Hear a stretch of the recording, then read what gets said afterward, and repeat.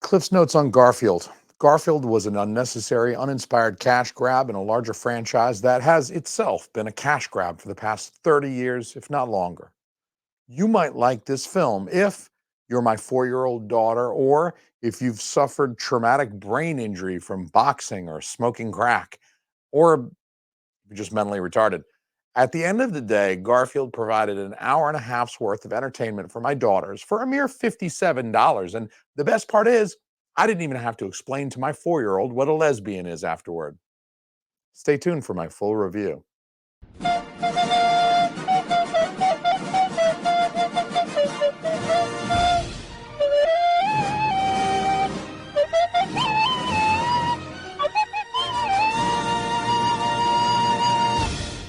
What up, nerds? Welcome to It Stinks, a movie mass movie review for the film The Garfield Movie. I am your host. I'm the critical crackhead because drinking is for pussies. And I got to start by saying the Garfield movie feels pretty generic. It's unremarkable.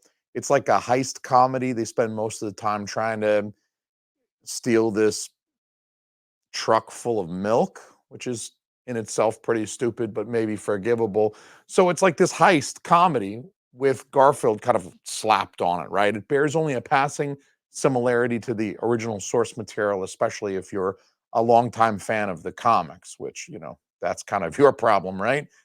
So yeah, like he's orange. He's a cat and he's orange. He likes lasagna at points in times. He even eats lasagna. He eats like a pig. He bitches about Mondays once or twice, but like otherwise, it's really just kind of this throwaway adventure. Nothing really special to it. And it's been reskinned with the Garfield characters. Honestly, you could slap anybody in this. This could be any old IP from the 80s that you're trying to wake up and make more money off of, right? Because if there's one thing we know about Hollywood, it's like they're just continuously trying to hump a dead horse to try to extract more value from an IP that's 45 fucking years old or 50 years old at this point. Garfield's what, 78, something like that. It's okay. It's like a 45-year-old IP. Hey, we got to make more money from it because God forbid we should think of something original and charge you $57 for. Actually, in some ways, the story of the Garfield movie, the 2024 Garfield movie that I'm here to shit on, closely resembles that of Garfield's very first animated TV special, which was broadcast in 1982, I believe. I was a wee lad, still shitting my diapers in 82, so I don't think I caught that one live. But it was even before the Garfield and Friends series of the later 80s that pretty much everybody's well familiar with, got a lot of rotation on TV. In that 82 special that resembles this Garfield movie, Odie and Garfield are captured. They're taken to the pound. John is home worried about them, and Garfield has to mount a rescue in the end. So, there are some pretty close similarities between this and his first animated story. So, they could be paying homage, but probably not. It's probably just lazy writing. And we need action to keep the kiddos awake, right? Too much dialogue. I know, as a guy with a 4-year-old and a 2-year-old, like they're not up to Shakespeare yet. Like, right? We're not watching documentaries. I'm not able to get them to sit through a lot of yappity yap from characters that are, expressing feelings or giving exposition. So you got to keep things moving. Garfield has to be zooming around the screen really fast, bouncing off of shit quite literally in order to keep the eyeballs and attentions of little kids. I can appreciate and understand that. So really, maybe given all of that context, my real problem is with longer form Garfield content in general. As the material descends from that original kind of 3-panel comic strip, well, Sundays it's more than 3, but whatever, fuck off with that. What I'm saying is that you get the short daily comic strip, and it's kind of hard to take 3 or 4 panels and blow that out and do a 90-minute movie. So you have to come up with like adventures and nemesises and double crossings, and Garfield has to zoom across the screen with a manic intensity for 90 straight fucking minutes. I will give this film some credit, right? I'm going to stop right now and say something nice about this film. I will give it some credit for its really rather sentimental depiction of Garfield's dad, played by Samuel L. Jackson or voiced by Samuel L. Jackson. I appreciated that aspect as a father myself. I do kind of enjoy and appreciate when like the softer, more like loving and nurturing aspects of fatherhood are presented. A lot of times in media, especially in recent years, the dads are they're scumbags, they're alcoholics, they'll leave you. And that's sort of how it looked like in the beginning, like maybe Garfield was abandoned, or the dads are just completely useless idiots. You know, they're just numbskulls and they're just good to be like the butt of a joke. But here in Garfield, there is actually a very sentimental depiction of the way that Garfield's father actually felt about him. And as that becomes uncovered or revealed, it is like a sentimental moment. Not that my kids gave a fuck. So, you know, I'm trying to explain to my 4-year-old what the significance of all the marks on the tree are. And she's just like, I give a fuck, Dad. When's Garfield going to get hit with something again? I want to see someone get hit in the balls. Okay. I'm not here for fucking sentiment and feeling and emotion. Get the fuck out of here. My daughter's like the fucking Terminator. Um, so I will give that to the Garfield movie. There is a little bit of schmaltz, and it is schmaltzy, but it's not entirely unenjoyable if you're a father and you have great love for your children, and you know, you like that type of thing. There's a small kernel. It's not worth $57, but there's a small kernel in here for you. I do want to mention, uh, within the context of like woke content, this is a continual matter of film discourse on YouTube and Twitter and places like that, and people are constantly kind of arguing about like this movie's woke or that movie's woke or there's some woke bullshit, girl boss, yada yada yada. Right? I try not to dig too deep into that, even though sometimes that shit annoys me too. Right? It's annoying, but as far as the Garfield movie is concerned, there's really very little to get upset about here. I joked that I wasn't going to have to explain to my daughter what a lesbian is after Garfield, and that's nice. But Frozen 3 is probably going to be the movie where I have to explain to my daughter what a lesbian is and why Elsa was tongue kissing another girl in the mouth. So, and why she got married to another girl at the end. I'm really like, I'm dreading Frozen 3 is going to be the fucking movie that I got to explain what a lesbian is afterward. Anyway, there's really very little. Not that there's anything wrong with lesbians, guys. I mean, it's the number one searched porn porn term on Pornhub for a reason, right, y'all? I mean, like, look, I respect it, right? I'm just saying, at 4, it's going to be hard to kind of explain what that is.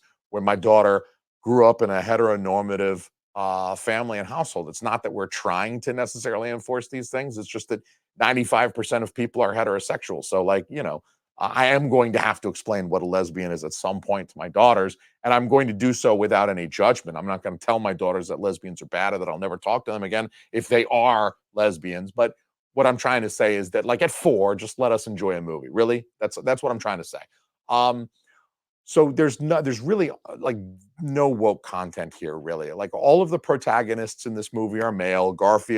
Um, Garfield's dad, Samuel L. Jackson. Odie, the dog, is, I'm pretty sure, a male. The bull is also a protagonist. He's voiced by Ving Rhames. John Arbuckle, he's kind of a soy boy, but at the same time, he's still one of the quote good guys. And so these are all men. They're all men of varying degrees of like capability. The primary antagonist, on the other hand, is female. One of the secondary antagonists is also female. The primary antagonist, Cat Lady, has 2 henchmen who are male, but they're idiots because they're dogs, right? And this is Garfield, so they're not idiots because they're male. So, like, they just have to be idiots because they're dogs, and this is a Garfield media. So it's not like implied that they're idiots because they have Y chromosome or that they have penises or whatever, because, you know, it's a children's film. So the penises aren't animated. I'm assuming no one has a penis in this film because there are no penises on screen. It's like a PG rated movie, which is the way it should be. Um, Also, as I mentioned a moment ago, fatherhood is portrayed pretty positively. I mean, it starts out at first, Garfield thought he was abandoned, but we learn as the story unfolds that what really happened was that Garfield's father made a sacrifice for the betterment of Garfield, and so it was a sort of kind of abandonment, but it was it was a selfless act. So fatherhood is still portrayed very positively in this film. The male characters, like I said, varying degrees of competence. The bull, voiced by Ving Rhames, is an extremely competent character. Pretty much knows what he's doing, and he has a plan. And he's able to execute. So really, there was only one line in this film that reminded me that it's 2024 and that this is a movie that was produced in 2023 for a 2024 release date. And that was when John Arbuckle asked if he was using trigger words that he's not aware of. Like Garfield got up and left the table because he like wanted to go check something out. It had nothing to do with him being triggered.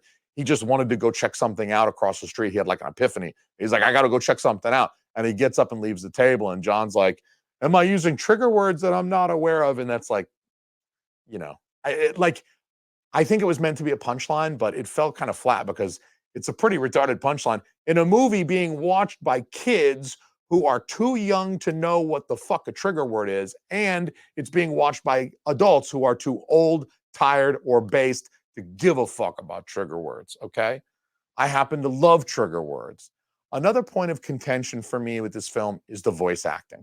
Chris Pratt doesn't really sound like Garfield to me, like to my ears. I am a little bit older, okay? I'm familiar with the Garfield media. I grew up pretty much at the same time that the Garfield television specials were being broadcast and rebroadcast in syndication. Garfield and Friends, we're talking 88, 89, 90, 91. I mean, this is a period in time where I was young and I would have been watching those shows. I was the demographic for Garfield and Friends. Point blank, I was the demographic for that show, and I have memories of watching that show.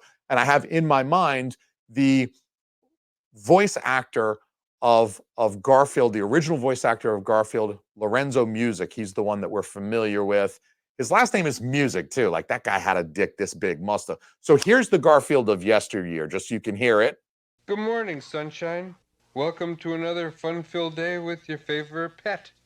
And here's Chris Pratt's Garfield, so you can hear his voice. I apologize in advance. The eating you're about to see will not be pretty. And if you have young children, this would be a good time for them to leave the room. So, like, I know that Lorenzo Music, he's no longer with us, right? So they couldn't bring him back. I'm sure they would have brought him back as an homage, but they couldn't. He passed away, unfortunately. So I'm pretty sure they could have found a more suitable sound-alike than Chris Pratt. And that really kind of helps tee up my next point, because my daughters have no idea who Chris Pratt is. And these are two kids who have seen the Mario movie 50 times. Even when I told them that the actor who voiced Garfield is the same actor who voiced Mario, they couldn't find a single fuck to give. They were out of fucks. We searched up and down the playroom, underneath the futon. We looked in their room, opened all their drawers. No fucks to give, okay? We searched both bedrooms and the playroom, and we even looked in the car a little bit, right near the car seats.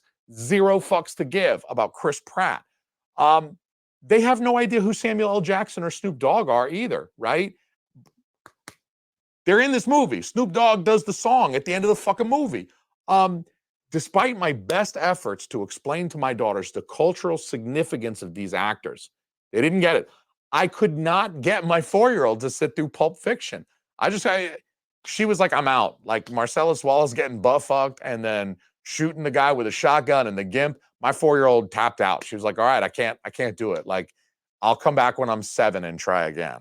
But my point is that the presence of well-known, expensive voice actors in the cast is entirely lost on this film's demographic, right? Adults like me and my wife, we're not going to see the Garfield movie by ourselves. The only way my wife and I see the Garfield movie is if we show it to our kids and take our kids.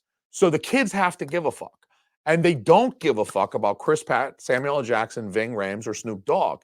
They don't. They don't care. Even if they've heard the voices before, they don't give a shit. So the Garfield movie is also being called a flop at $97 million earned, combined domestic and international. And that's 4 days, right? That's Friday through Monday. That's the Memorial Day weekend. They're just shy of $100 million worldwide. The only time that earning $97 million is a bad thing, or like not enough money, is when the movie cost $60 million to produce, plus who knows how many tens of millions more to market, right? They might be just breaking even right now off the 100 million. So they're looking at 100 million like, we didn't make enough money in our opening weekend on Memorial Day. And I'm thinking, well, maybe if you didn't have 5 name actors, if you weren't paying Chris Pratt and Ving Rhames and Samuel L. Jackson and Snoop Dogg to fucking do a voice and the song at the end of the movie, what are we talking about here? Could you have cut that production cost? Maybe so. You might have. I mean, you still have all the animation work to do. You still have all of those assets, the artwork. You have other music to license. I get it. I get that there are costs involved. And Garfield at 60 million to produce is by no means even like a contender for like a top 10 or 20 most expensive animated films, right? But you could have saved some money. I'm just saying you could have saved some money. It's one of those times that the Walmart brand, the great value brand, could have worked, but you bought Chris Pratt anyway. You bought Ving Rhames and Samuel L. Jackson anyway, and the great value brand could have done it. You know, you could have called somebody up who needed to work a little bit more and was willing to do it a little bit less. You could have cut those production costs by using lesser known voice actors. And like I said, viewers that are in the demographic for this movie would not care one bit. So you could save, I don't know, $10 million off your production. I mean, were those 4 actors $10 million? Do you think Chris Pratt, Samuel L. Jackson, Snoop Dogg, plus a Snoop Dogg song, original Snoop Dogg song that he made for the film, and Ving Rhames, do you think all together those 4 were $10 million? I think maybe. It's not out of the realm of possibility. I have no idea what they cost for this film, right? I'm spitballing, throwing things at the wall, but I think you could have saved $10 million, maybe more, and you could have shaved them costs down. And now you're looking at a $50 million, $45 million movie to produce. Maybe you spend another, I don't know, $30, $40 million marketing it. And now you're already a little bit ahead of the game in your opening weekend. You got a couple more weeks, summertime rolling around, kids being bored. They're going to go to see the movie. And, you know, maybe you got a chance at like a $200 million take. And there you go. You've quadrupled your production budget. So I don't know, man. I'm just, like I said, I don't do market research. I don't know what I'm talking about, right? I'm not an expert in this. I just fucking yell at a camera, but I seem to be on to something. In my mind, that smells right. But paying Samuel L. Jackson money and buying a Snoop Dogg song for the end of the movie, for my 4-year-old, they don't give a shit. Also, while we're talking about voice actors, before I get off the topic, what the fuck, Chris Pratt? Save some pussy for the rest of us. Save some voice acting for the rest of Hollywood, okay? You're already Mario, you fucking prick. Do you got to voice every 80s IP that Hollywood wants to resuscitate? Get the fuck out of here. I mean, it's got to be an easy gig. Air conditioned. You don't have to fly to Asia and then Africa and then the Gulf of Mexico. You don't have to fucking jet set. You're not away from your family for 6 weeks. I understand voice acting is probably a pretty easy, it's less money, but it's a little bit of a more of an easy payday. You don't have to do all the press junkets and shit, or maybe you do, but it's not as much. I mean, doing the voice acting for animation definitely seems to be a pretty easy money as far as that kind of thing goes. There's no stunts. You're not like hanging off of something. Even if there's a 12-hour workday, you're not wearing like a rubber Batman suit, sweating your fucking nuts off for a 12-hour workday, like in the heat or something like that. Go talk to Ben Affleck or Christian Bale about that shit. So look, if this is your first exposure to Garfield, as it was for my daughters, you might enjoy it well enough as long as you're not the one buying the tickets. I paid $57 for my wife, our 2 daughters, and I. That's 4 movie tickets, 2 of which were children prices, to go see this movie. And I have bought Sex in Vegas for less money. Since when did taking your kids to see a movie start costing as much as cocaine, for Christ's sake? Of course, the box office is dying. Of course, nobody wants to go see fucking movies. My kids are just as happy watching Instagram reels of extreme close-ups of Chinese ladies eating mushy candies and watching it slurp out of their mouths. It's disgusting. But my kids are just as happy watching that shit as they are going to see Garfield. And I could then save that $57. I could go spend that on my fucking edibles. So even if you loved Garfield circa 1988, there's really no nostalgia here for you. And movie tickets are too expensive for this level of mediocrity. So everybody go fuck yourselves. It stinks. It stinks. It stinks. It stinks.